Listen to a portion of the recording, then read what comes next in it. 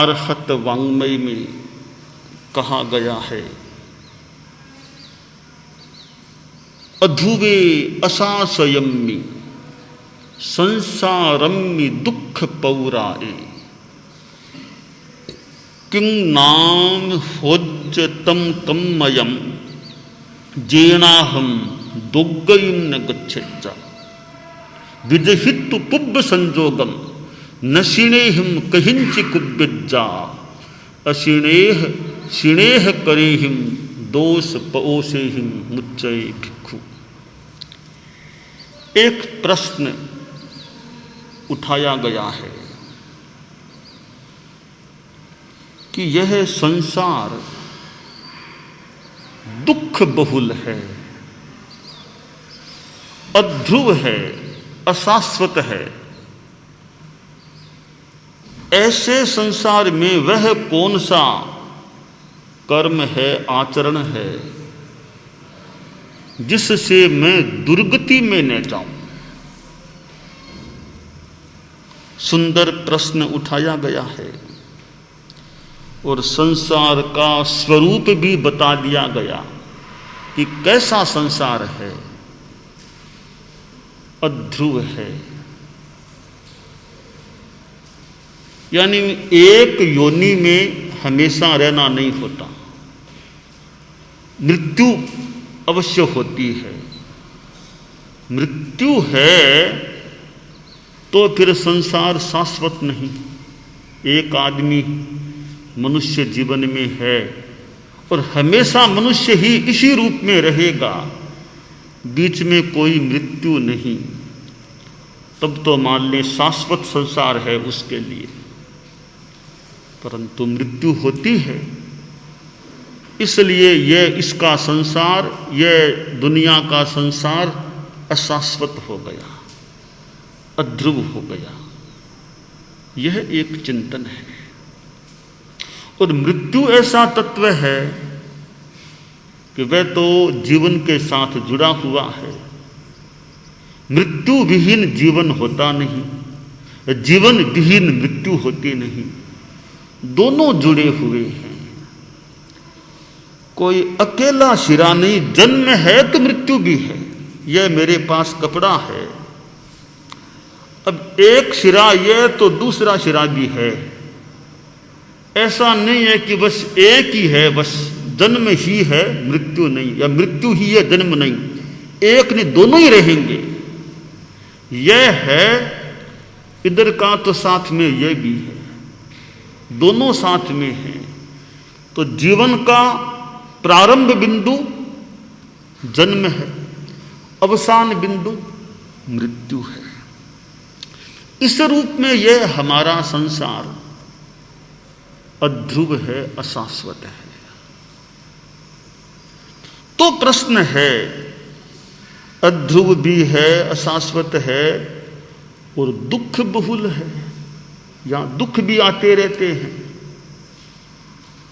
कोई स्थिति दुख का कारण बन जाए, और वर्तमान में तो यह कोरोना वायरस की स्थिति भी कईयों के लिए कठिनाई का कारण बनी हुई हो सकती है। क्या क्या स्थितियां दुख देने वाली या दुख का निमित्त बन सकती हैं। एक चिंता मिटी की कई बार दूसरी चिंता फिर सामने आ जाती है। उपाध्याय विनय विजय जी ने शांत सुधारस भावना में सुंदर कहा है, गलते का चिंता भवति पुनरन्या तदधिका मनोवाक्कायेहा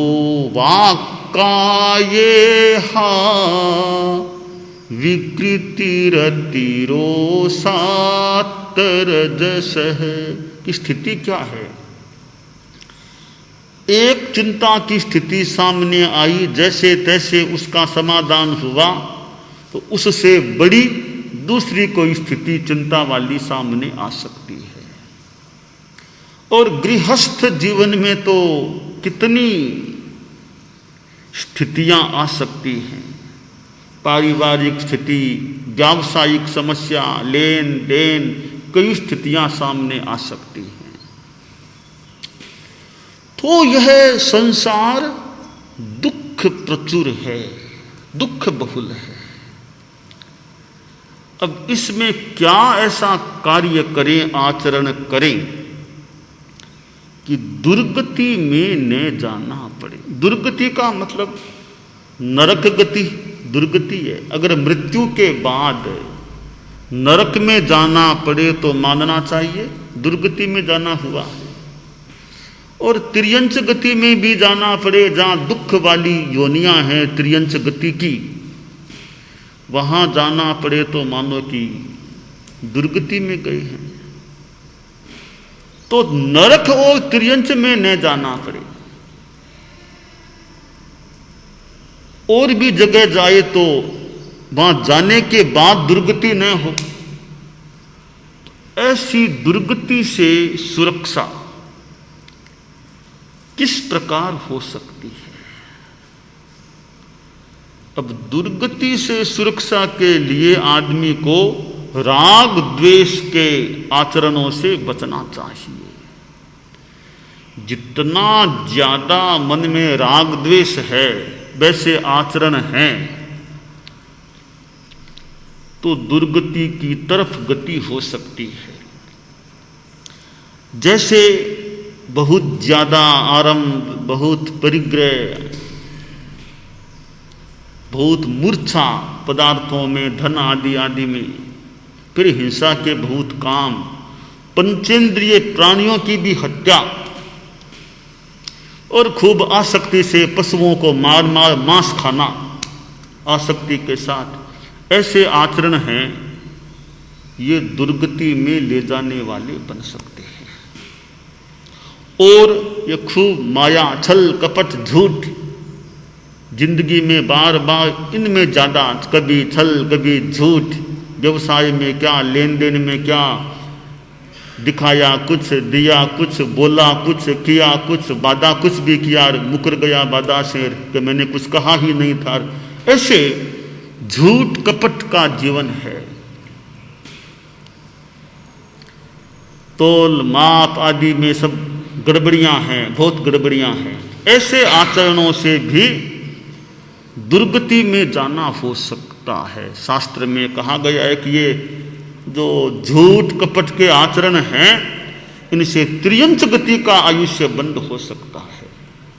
महाआरंभ, महापरिग्रह, पंचेंद्रिय वध, मांसाहार, इनसे तो नरक गति का, नारकीय जीवन मिल सकता है मृत्यु के बाद। और ये छल कपट जैसे ये आचरण है झूठ के, इनसे त्रियंच गति का आयुष्य बंद हो सकता है। तो दुर्गति में जाना एक तरह से हो गया, छल कपट करके खराब योनि का, त्रियंच गति का बंद हो गया है। तो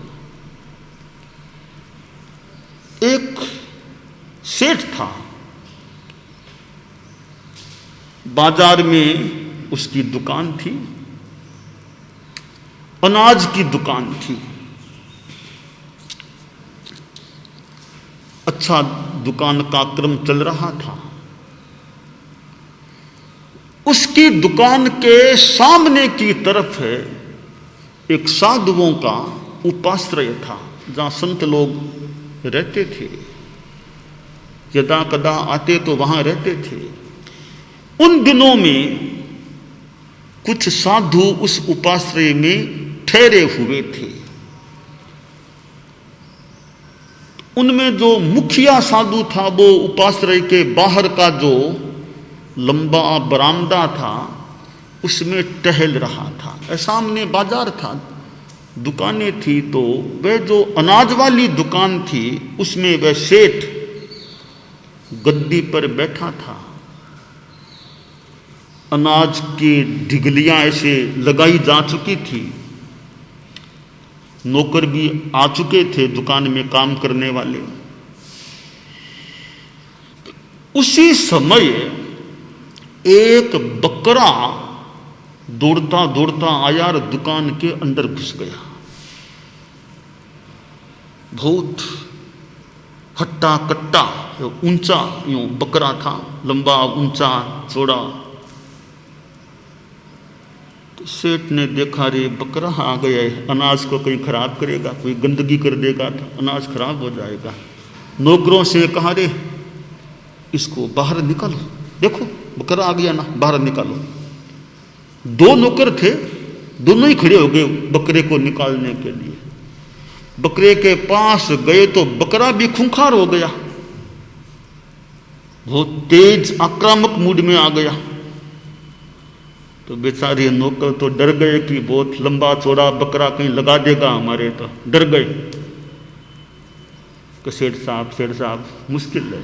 अरे क्या मुश्किल है, ला लठ मुझे दो तुम, क्या मुश्किल होता है। नौकर तो थोड़े पीछे हो गए। सेठ ने वो लठ था, लाठी लठ हाथ में लिया और बकरे के माथे में 2-3 जमाई। बकरा बो बो बो बो करता हुआ बाहर भाग गया, चला गया बेचारा। सेठ ने कहा देखा ना बकरा कैसे निकाला जाता है, तुम लोग जवान कहलाते हो। अरे तुम 20-22 वर्ष के लड़के हो, एक बकरा था निकालने का, एक बकरे को निकालना, दोनों मिल करके भी जवान आदमी होकर के भी निकाल नहीं सके। हालांकि मुझे उम्र तो आ गई है, पर मैंने अकेले ने देख कैसे निकाल दिया। अरे मेरे में ताकत है ना, मैंने निकाल दिया। यूं वो सेठ बार बार नौकरों से कह रहा था देख मेरे में देखो कितनी ताकत है, मैंने इतने बड़े बकरे को निकाल दिया। यूं वो कह रहा था। वो जो मुखिया साधु जी चहलकदमी कर रहे थे, वे खड़े होकर सेठ की बातों को सुनने लगे। और सेठ भी यूं बोलते बोलते सामने की ओर जब उसने देखा तो वो संत खड़े थे सामने। जो ही संतों की दृष्टि से सेठ की दृष्टि मिली और साधु को हंसी आ गई, हंसने लगा साधु। हंस करके साधु उपाश्रय के अंदर कमरे में चला गया। सेठ के मन में शंका हो गई कि ये साधु मेरी ओर यूं आंख से आंख मिलने पर हंसे क्यों, क्या बात हुई, हंसने का राज क्या है, वो जानना चाहिए। नौकरों से कहा तुम संभालना दुकान को, मैं अभी संतों के दर्शन करके आ रहा हूं। सेठ ने रोड पार की और संतों के उपाश्रय में आया और कहा महाराज नमस्कार, महाराज नमस्कार। अच्छा सेठ साहब कैसे आना हुआ, आप तो प्राय आते नहीं, आज कैसे आना? क्या आज तो आपने मुझको बुला लिया। नहीं क्यों सेठ साहब क्या बात है? महाराज बात क्या, अभी मैं दुकान में बैठा था और आप बाहर बरामदे में थे, मेरी ओर आप देख करके हंसे थे, तो कोई मेरे से गलती हो गई क्या? आप हंसे क्यों, क्या बात है? आप तो संत लोग हैं तो बड़े अच्छे आदमी होते हैं, तो मेरी ओर देख करके आप हंसे क्यों, क्या हुआ? कोई मेरी गलती हो तो आप फरमाइए, मैं ध्यान दे सकूं। और अगर आप बिना मतलब हंसे हैं तो मेरा आपसे निवेदन है कि आपको ध्यान रखना चाहिए, ऐसे किसी को देख करके यूं हंसना अच्छा नहीं लगता है। आप लोग तो बड़े सभ्य समाज, सभ्य लोग हैं, हम लोग भी गृहस्थ भी यूं किसी को देख कर हंसना करना अच्छा नहीं मानते, तो आप तो संत पुरुष हैं, तो आपको ध्यान रखना चाहिए, यूं किसी की ओर देख कर बिना मतलब हंसना अच्छा नहीं होता है। अगर कोई कारण हो आपके हंसने का तो आप फरमाइए, कोई क्या कारण है, क्या कोई मेरी गलती है, क्या हुआ? तो संत ने कहा सेठ साहब ठीक, आप आराम से सुनिए बात। सेठ सामने बैठ गया, संत भी अपने बाजोट पर तख्त पर बैठ गए। कहा सेठ साहब मैं अभी बाहर खड़ा था, आप दुकान में थे, तो वो कौन आ गया था दुकान में? आप क्या कह रहे थे मेरे में कितनी ताकत है, मैंने कौन था? महाराज वो तो कोई बकरा आ गया था दुकान में, तो मैंने नौकरों से कहा भी कोई गंदा नहीं कर दे अनाज को, इसको बाहर निकालो। तो महाराज फिर वो नौकरों से निकला नहीं, तो मैं खड़ा हुआ और मैंने थोड़ा उसको पीटा निकाल दिया, तो वो बकरा आ गया था। संत ने कहा रे वो कौन था? बकरा था, बकरा बकरा बकरा था। नहीं बकरा था वो, पहले कौन था?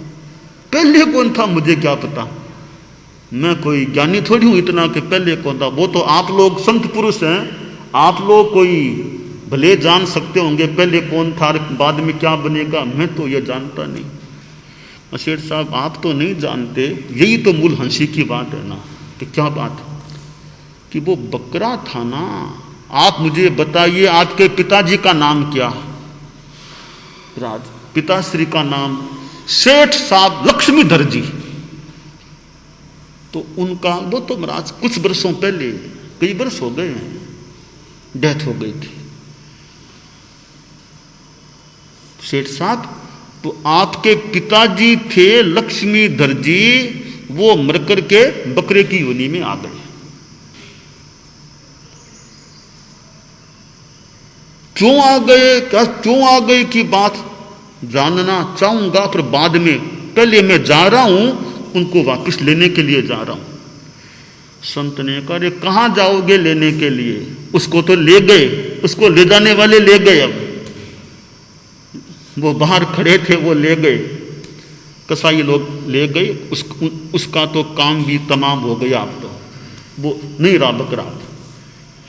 बड़ा दुख हुआ कि ओहो क्या हो गया। तो महाराज आप आगे फरमाइए वो बकरे की योनि में क्यों, मेरे पिताजी बकरे की योनि में क्यों गए, कारण क्या? संत ने कहा रे शास्त्र में भी कहा गया है कि माया, गूढ़ माया, असत्य वचन, कूट तोल, कूट माप, ये 4 कारण हैं जिनसे जीव त्रियंच योनि का आयुष्य बंध कर सकता है। तुम्हारे पिताजी यही दुकान है, हम राज उन्हीं की शुरू की गई दुकान है, वही पहले संभालते थे। तुम्हारे पिताजी ने इस दुकान में वर्षों तक काम किया था, परंतु देखो बुरा मत मानना, ईमानदारी में बड़ी कमी थी, बहुत बड़ी कमी ना। वो सेठ का मुंह नीचा हो गया कि मैं भी जानता हूँ पिताजी का क्या था, मैं भी जानता हूँ। सेठ का मुंह शर्मिंदा सा हो गया कि देख शर्म की बात नहीं है, तुम्हारे पिताजी ईमानदारी में बड़ी कमी रखते थे।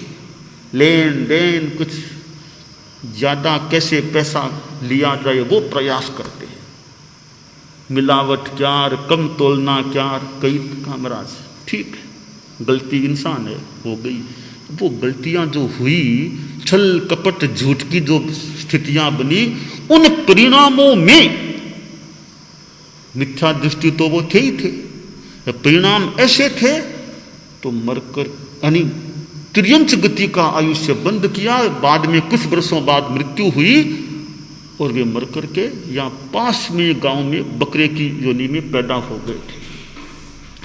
बकरा बड़ा हो गया तो उसको लगा कि यहाँ तो कुछ लोग, कसाई लोग मुझे पकड़ने वाले लग रहे हैं। वो वहां से दौड़ा कि अगले कहीं गांव में जाऊं तो वहां रक्षा हो जाए।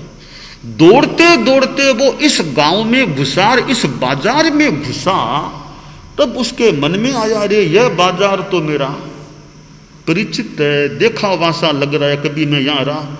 सोचते सोचते गहराई में गया, जो ही इस दुकान के पास आया, इस दुकान को देखा, उसको जाति स्मृति ज्ञान हो गया। पूर्व जन्म उसको दिख गया कि अरे यह दुकान तो मेरी थी, ये मेरा बेटा ही तो बैठा है, ये तो हमारी दुकान है, इसमें चला जाऊं, मेरा बेटा बड़ा विनीत था, वो मुझे बचा लेगा। तुम्हारा पिता इस दुकान में तुम्हारे पास आया था एक तरह से शरणार्थी के रूप में कि मेरा बेटा मुझे शरण देगा, मुझे कसाईयों के हाथों में नहीं जाने देगा, बचा लेगा। तो बकरा बार बार तुम्हारी ओर देख भी रहा था, तो तुम्हें तो पता नहीं कि कौन है। तुमने तो सामान्य बकरा मानहार उसको माथे में पीटा और निकाल दिया। तो बेचारे अपने पूर्व जो तुम्हारा पिछ बाप था उसकी यह हालत तुम्हारे द्वारा, तुम्हारे निमित्त से जाने अनजाने हो गई। तब मैंने यह देखा रे, जिस बाप ने पाला पोसा, कुछ करने के लायक बनाया, दुकान में बिठाया जिसको, वही बेटा इस प्रकार बात को पीट करके निकाल रहा है। यह देखा तो मुझे फिर तुम बोल रहे थे मेरे में कितनी ताकत है, एक तो निकाला पीटा, फिर मेरे में कितनी ताकत भी दिखा रहे थे। ये सारी बात जब देखी सुनी तब मुझे हंसी आ गई। संसार कैसा है, आज बेचारा आदमी कैसे मर के कहाँ चला जाता है, क्या हाल होता है, तो हंसी आ गई। सेठ बोला मुनिवर आपकी हंसी बिल्कुल उचित है, यानी कारण सहित हंसी है आपकी। मेरे से जाने अनजाने जो भी एक प्रमाद एक अपराध हो गया, मुझे अपराध का बोध भी हो रहा है कि ऐसे भी किसी को नहीं पीटना बढ़िया, पर मैंने तो अपने ही पिता को जो दूसरी योनि में थे उनको पीटा, निकाला, बचा नहीं सका। भाई हो गया वो तो हो गया, आगे से ध्यान दो। तुम्हारे पिता ने जो प्रमाद भूल की बेईमानी की, तुम इनसे बेईमानियों से बचने का ध्यान रखो। कि मुनिश्री आज मुझे बोध मिल गया, हालांकि मैं ऐसे भी कुछ तो जागरूक हूं कि ज्यादा गड़बड़ी न करूं व्यवसाय में, फिर भी कुछ तो करता हूं। आज वो भी नहीं करने की प्रतिज्ञा आपके सामने ले रहा हूं, और जो बेईमानी का थोड़ा बहुत पाप है मेरे में, आपके चरणों में उसको चढ़ा रहा हूं और प्रतिज्ञा ले रहा हूं कि मैं कोई भी प्रकार की बेईमानी मेरे व्यवसाय में, मेरी दुकान में नहीं करूंगा। जिंदगी भर के लिए आप मुझे नियम दिला दीजिए। संत ने अप्रामाणिकता नहीं करने का प्रत्याख्यान करा दिया और बोला महाराज अब तो दुर्गति में नहीं जाऊंगा ना मैं, तो मेरा जिम्मा आपका कि अब दुर्गति नहीं मिलेगी ना। संत ने कहा मेरा जितना ज्ञान है अब तक तुम्हारा आयुष्य का बंद हुआ नहीं है, और तुम अच्छे रहोगे जैसे ईमानदारी का लिया और भी अच्छे रहोगे, तो मुझे पूरा विश्वास है तुम्हें नरक व त्रियंच गति में इस जीवन के बाद तो नहीं जाना पड़ेगा। आगे का फिर आगे की स्थिति केवली जानी। तो महाराज बस दुर्गयिम न गच्छेद जा, मैं दुर्गति में न जाऊं। तो शास्त्रकार ने जो कहा अधुवे असासयम्मि संसारम्मि दुख पौराये किंग नाम होज्यतम कम्मयम जेनाहम दुर्गयिम न गच्छेद जा, कि ऐसा कौन सा आचरण है मैं दुर्गति में न जाऊं। तो जो ये राग द्वेष बेईमानी आदि आदि हिंसा और पाप कर्म हैं, इनसे जितना हम बचे रहेंगे, आप लोग गारहस्थ्य में हैं, आप लोग भी व्यवसाय में लेन देन आदि आदि में बेईमानी से बचने का यथासंभव प्रयास रखें। अहिंसा का जीवन जितना जी सके जिए, धर्म ध्यान करें, संयम रखें, तो आशा है आप भी दुर्गति से एक दुखों से जितना संभव होगा आप अपना बचाव कर सकेंगे। तो धर्म एकमात्र ऐसा मार्ग है जिसको अपनाने से हम दुर्गति से अपना बचाव कर सकते हैं। दानान सेठम अभयोपयानम सच्चे सुया अनवज्जं वयन्ति तवे सुया उत्तम बंभचेरम लोगुत्तमे समनेनाय पुत्ते। अरहंता मंगलम सिद्धा मंगलम साहु मंगलम केवल्ली पन्नतो धम्मो मंगलम। अरहंता लोगुत्तमा सिद्धा लोगुत्तमा साहु लोगुत्तमा केवल्ली पन्नतो धम्मो लोगुत्तमो। अरहंते शरणं पवज्जामि सिद्धे शरणं पवज्जामि साहु शरणं पवज्जामि केवल्ली पन्नतं धम्मं शरणं पवज्जामि।